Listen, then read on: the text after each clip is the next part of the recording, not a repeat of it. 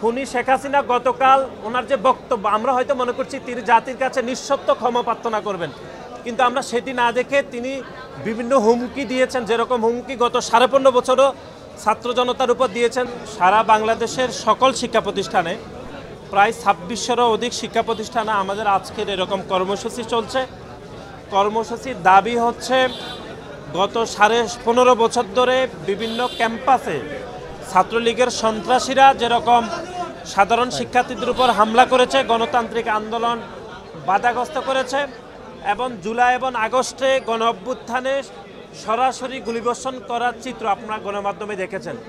সেই সকল সন্ত্রাসীদের বিচারের দাবি, এবং জুলাই এবং আগস্টে গণ অভ্যুত্থানের সময় বিভিন্ন শিক্ষা প্রতিষ্ঠানে আওয়ামী লীগের দোসর এখনও রয়ে গেছে, তারা স্বপদে এখনও বহাল রয়েছে।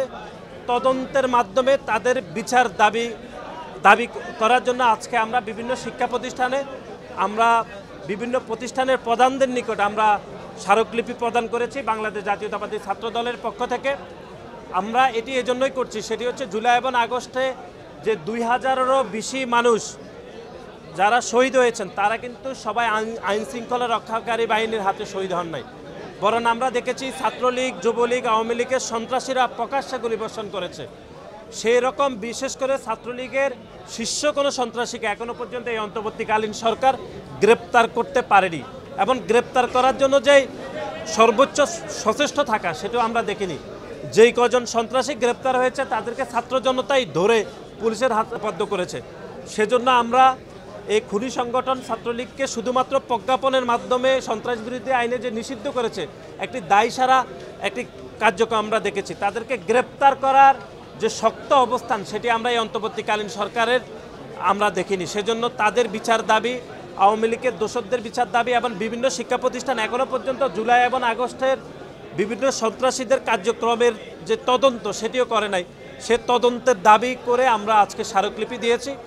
আমরা এই অন্তর্বর্তীকালীন সরকার এবং বিভিন্ন শিক্ষা প্রতিষ্ঠানের প্রধানদেরকে আমরা যেটি বলার চেষ্টা করেছি সেটি হচ্ছে জুলাই এবং আগস্টে যে দিনে দুপুরে প্রকাশ্যে 2000-এরও বেশি ছাত্র জনতা শহীদ হয়েছেন, তাদের শহীদদের আত্মত্যাগ তখনই আমরা দেখতে পাবো যখন এই বিচার কার্যক্রম এবং সন্ত্রাসীরা গ্রেপ্তার হবে। সেজন্য আমরা আজকে ছাত্রদলের পক্ষ থেকে স্মারকলিপি দিয়েছি।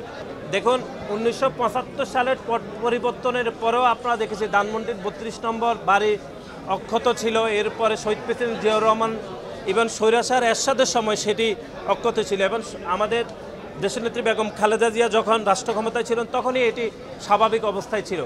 কিন্তু জুলাই এবং আগস্টে ছাত্র জনতার উপর যেভাবে গুলিবর্ষণ হয়েছে, যেখানে 2000-এরও বেশি ছাত্র জনতা শহীদ হয়েছে, সেই গণ অভ্যুত্থানের একটি অংশই, সেই গণ অভ্যুত্থানেই এই 32-এর বাড়িতে তারা গতকাল যেটি করেছে সেটি গণ অভ্যুত্থানের যে স্পিরিট বা গণ অভ্যুত্থানের সংক্ষুব্ধ জনতা এটি করেছে।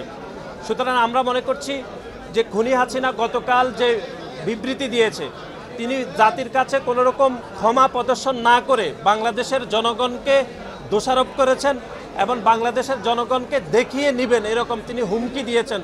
তার বক্তব্য থেকে হয়তো ছাত্র জনতাই বিক্ষুব্ধ এই ঘটনা ঘটিয়েছে বলে আমাদের মনে হয়েছে।